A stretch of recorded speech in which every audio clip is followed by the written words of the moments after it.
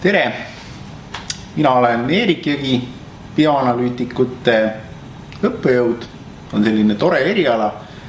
Ja mis selle eriala veel eriti toredaks teeb, on see, et ei ole oluline, et mismoodi te välja näete, kas te olete pikk või lühike, paks või peenike. Kõige olulisem, et teil oleks osavad käed.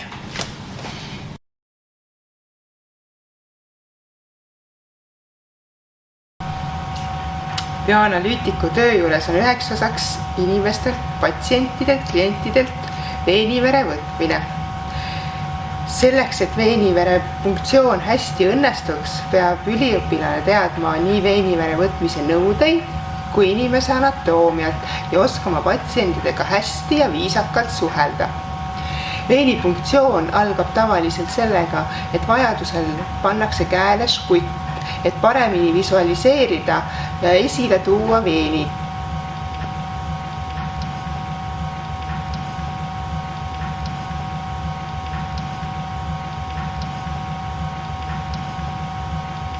Kui funktsiooni teostaja on leidnud sobiva koha, mida punkteerida, siis puhastab ta alkoholiga niisutatud lapiga piirkonna, mida hakkab punkteerima. Seejärel teostab funktsiooni, paneb katsuti hoidjasse katsuti ja laseb veeniverel voolata katsutisse.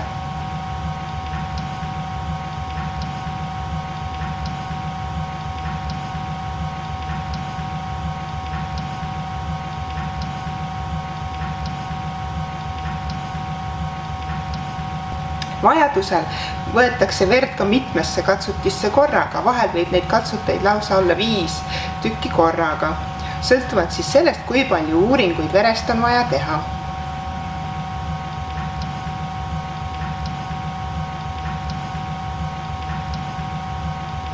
Kui veenist eemaldatakse nõel, siis pannakse funktsiooni kohale plaaster ja palutakse patsiendil avaldada sellele survelt, et ei tekiks sinna sinikat.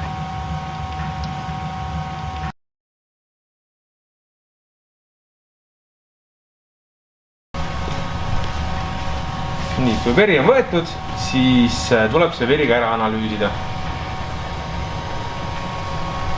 Nüüd siis tüdrukud panevad vere analüsaatorisse. Tegemist on siis täisautomaatse analüsaatoriga.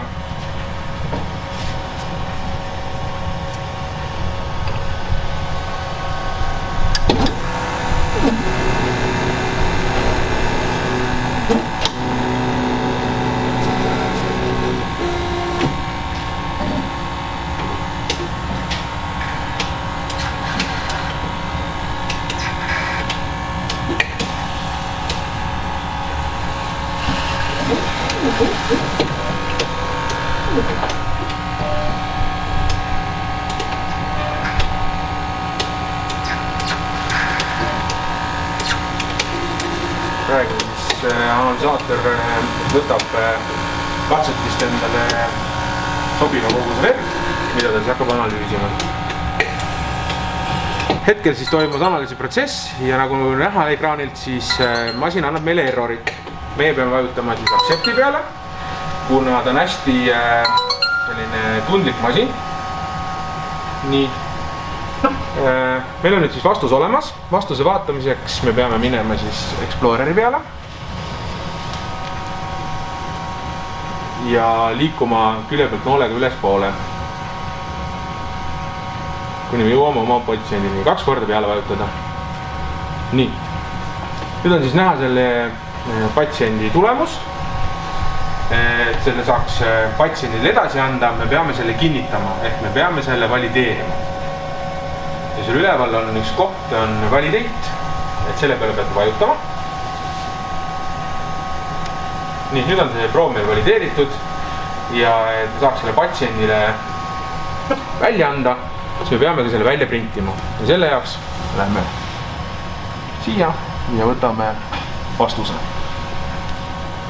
Ja nüüd mõne hetke jooksul tuleb meile ka siis prinditud kujul vastus. Et see vastus siis läheb nüüd raviarstile või siis perearstile ja perearst siis otsustab selle järgi, mis selle patsiendiga edasi saab.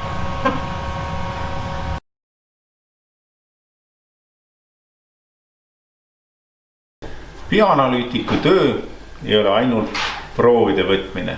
Bioanalüütik peab ka kasvatama ja mida tihti kasvatatakse, on siis bakterid, erinevad siis patsientidelt isoleeritud tüved. Ja praegu me siis vaatame seda, kuidas patsiendid määratud bakteritüvelt, kuidas määrata ravimresistentsust. Ehk milliseid ravimeid selle patogeeni raviks siis inimese puhul peaks kasvatama. Et kõigepealt tuleb siis bakterikultuur siis spetsiaalsele tassile, söötmele siis külvata.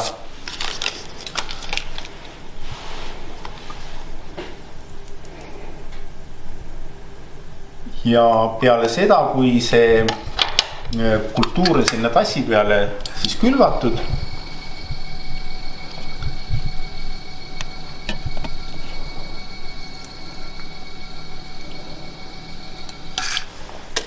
peale siis külvamist on vaja siis panna ära määrata, eks ju, millised antibiootikumid,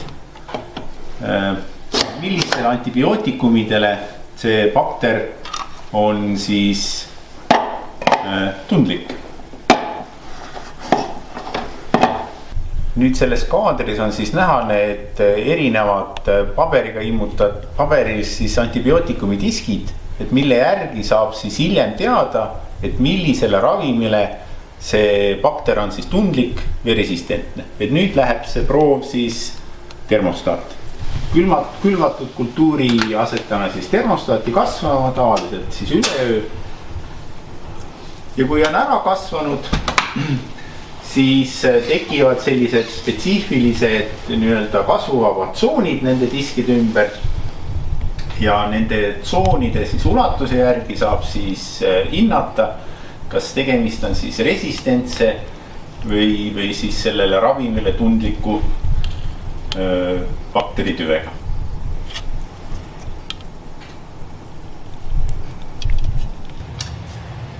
Niisiis, kallis vaataja, see on siis väikene pilguheit bioanalüütiku üliõpilase tegemistesse. Tegelikult on see tegevus muidugi oluliselt mitmekesisem. Õpime palju erinevaid asju, metoodikaid ja lõpuks saate päris osavaks spetsialistiks, sõna otseses mõttes.